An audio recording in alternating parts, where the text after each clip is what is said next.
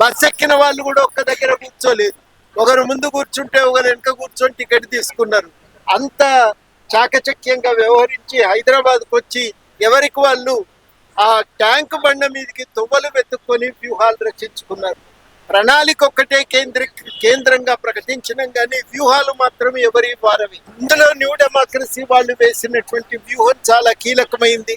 వారు ఈ వ్యూహం ప్రకారము పెద్ద ఎత్తున ఒక పెళ్లి కార్యక్రమం జరుపుకొని మనం ఒకటేసారి కదిలితే ట్యాంకు బండ మీదకి చేరుకోగలమని వాళ్ళు వచ్చి ట్యాంకు బండ మీదకి చేరుకోవడంతో ఆ కార్యక్రమం విజయవంతమైంది.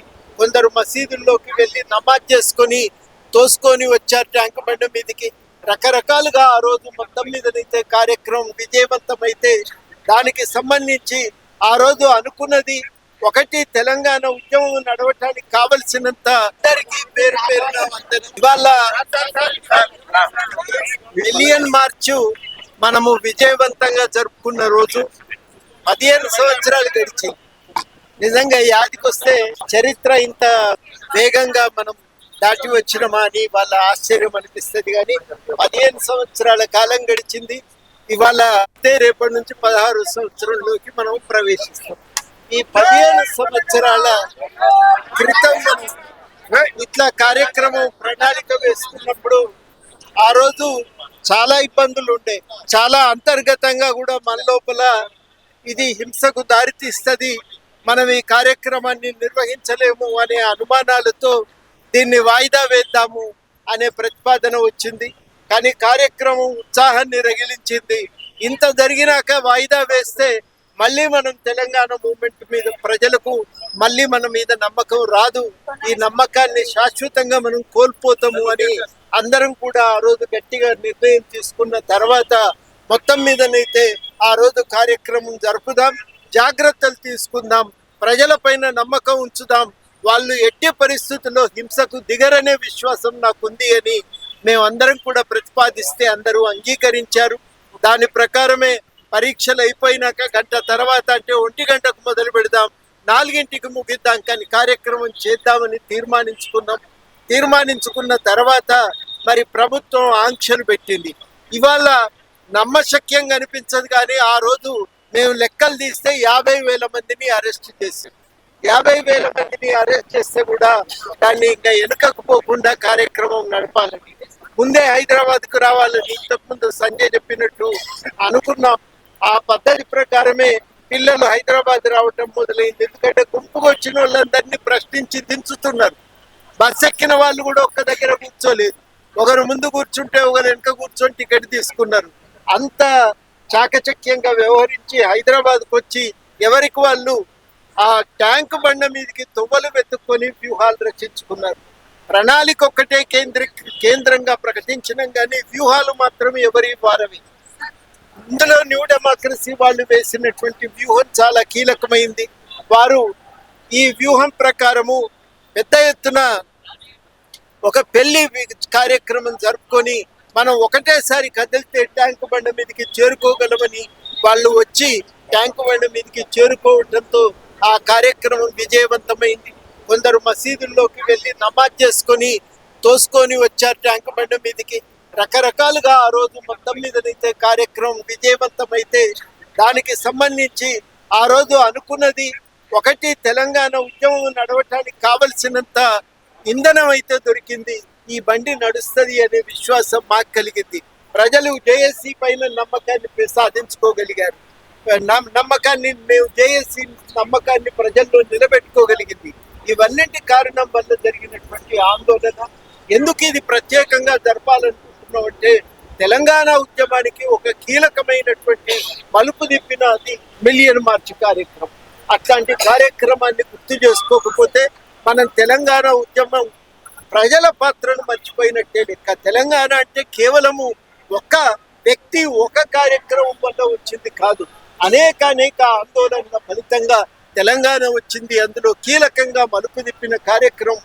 ఈ కార్యక్రమంలో ప్రజల పాత్ర గొప్పది. నేను అన్నట్టుగా ఎవరికి వాళ్ళు వ్యూహాలు రచించుకున్నారు, అది ఆనాటి ఒక గొప్ప విషయం. అది అట్లా వాళ్ళు ట్యాంకు బండ మీదకి చేరుకోవటం. మొత్తం మీదనైతే ఇక ప్రభుత్వం కూడా చేసేదేం లేక పోలీసులను కూడా పక్కకు ఉపసంహరించుకొని ఆ కార్యక్రమానికి సహకరించవలసి వచ్చింది. అంతకు ముందు రోజు పోలీసుల్ని ఎన్ని విధాలుగా బతిలాడినా అనుమతి ఇవ్వలేదు. మేము చేసే తీర్థం సార్ అని మేము లేసొచ్చినాం, ఎట్లా చేస్తారో చూస్తామని వాళ్ళు అన్నారు. ఆ కార్యక్రమం విజయవంతం కావటంతో మనకు కూడా ఒక నమ్మకం కలిగింది. హైదరాబాద్ లో అంతమంది రావటం మనకున్న బలం ఏంటిదనేది కూడా ప్రజలకు ప్రభుత్వానికి అర్థమైంది. అంతటి ఒక కార్యక్రమం చేసుకున్నాం, దాన్ని గుర్తు చేసుకుందాం. ఇవాళ మనం ఉద్యమకారులుగా గుర్తు చేసుకుంటున్నప్పుడు మనకు రెండు ఆలోచనలు ఉంటాయి.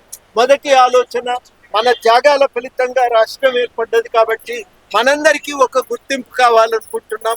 రెండవది కీలకం ఏంటంటే, మనము గుర్తింపుతో పాటు ఉద్యమకారుల సంక్షేమం కోసం కార్యక్రమాలు తీసుకోవాలని కోరుకుంటున్నాం. ఈ మధ్యనే హైకోర్టు కూడా అదే రకమైన ప్రకటనలు చేసింది.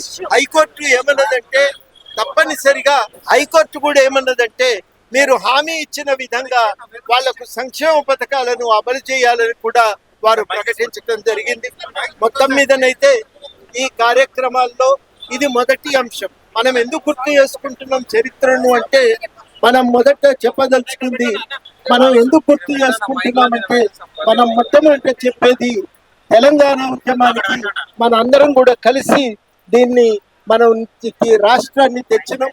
ఈ రాష్ట్ర ఉద్యమంలో మన భాగం అనేది గుర్తు చేసుకోవటం, మన పాత్రను గుర్తు చేసుకోవటం, మనం ఒక శ్రేణిని కాపాడుకోవటం మన మొదటి పాత్ర అయితే, దీంట్లో రెండవ కీలకమైనటువంటి పాత్ర, మనం మన సంక్షేమం కోసం కోర్టు తీర్పులో ఇచ్చిన విధంగా ఆ సంక్షేమం కోసం వచ్చినటువంటి మనం పథకాలను సాధించుకోవటం. మూడవది చాలా కీలకం, తెలంగాణ రాష్ట్ర అభివృద్ధి కూడా ఉద్యమ ఆకాంక్షల వెలుగులో సాగాలని మనం కోరుకోవటమే కాదు, ప్రయత్నం కూడా చేయాలి. ఈ మూడింటిని గుర్తు చేసుకోవటమే ఇవాళటి కర్తవ్యం. తప్పకుండా ఉద్యమం కాపాడుకుంటాం. ఇవాళ మనం ఏం చేయగలుగుతామని ఒక నిరాశ నిస్సత్వ అవసరం లేదు.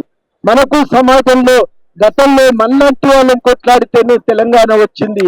ఇవాళ కూడా మన పాత్ర ఏంటంటే, ఈ తెలంగాణ ఉద్యమకారుల సంక్షేమాన్ని నిలబెట్టుకోవటం ఒక ఎత్తైతే, మన ముందు ఉన్నటువంటి పాత్ర రెండవది తెలంగాణ ఉద్యమ ఆకాంక్షల సాధన, వాటి వెలుగులో అభివృద్ధి సాధన అనేది మన కీలకమైన బాధ్యత. ఆ బాధ్యతను కూడా మనం మర్చిపోవద్దని గుర్తు చేస్తూ, ఇవాళ ఇంతమంది వచ్చి దీన్ని విజయవంతం చేసినందుకు అందరికీ కృతజ్ఞతలు తెలియజేస్తూ, మన బాధ్యత ఇంకింత పెరిగింది, ఇది మనకింకా ఎక్కువ బాధ్యత ఉందని గుర్తు చేస్తున్నది. కాబట్టి తప్పనిసరిగా ఇదే బాధ్యతతో మనం మరింత చిత్తశుద్ధితో మనం సంఘటితంగా కలిసి పనిచేద్దాం. ఎక్కడ పోయినా అందరూ ఒకటే మాట చెప్తున్నారు, మనమంతా ఒక తాటి మీద నిలబడాలి, వేరు సంఘాలుగా ఒకటిగా పనిచేద్దామని నిర్ణయంతో మొదలవుదాం. ఒకటిగా పనిచేస్తూ మెల్లమెల్లగా ఒక సంఘంగా ప్రయత్నం చేద్దామని అందరి మనసులో కోరిక. ఆ కోరికను సాధించుకోవటానికి ప్రయత్నం చేద్దాం. వచ్చే సంవత్సరం నాటికి మరింత సంఘటితంగా ఇక్కడ సమావేశమవుదాం. మనం మిలియన్ మార్చి కార్యక్రమాన్ని మరింత ఘనంగా నిర్వహించుకుందాం. అప్పటికల్లా మన ఆకాంక్షలు కూడా నెరవేరుతాయనేటువంటి సంపూర్ణ విశ్వాసంతో ముందుకు సాగుతాం. ఇంతకుముందు ఎవరు అన్నారు, మీరు ఇయ్యాలెత్తించే పని చేయాలని. మనం పనిచేయబట్టి 6 నెలల్లో సంవత్సరం అయింది. ఆ సంవత్సరం నుంచి కార్యక్రమాలు సాగుతూనే ఉన్నాయి. భవిష్యత్తులో కూడా ఇదే దీక్షతో పనిచేస్తామని అందరికీ హామీ ఇస్తూ, జై తెలంగాణ, జోహార్ తెలంగాణ అమర వీరులకు, జోహార్ తెలంగాణ అమర వీరులకు.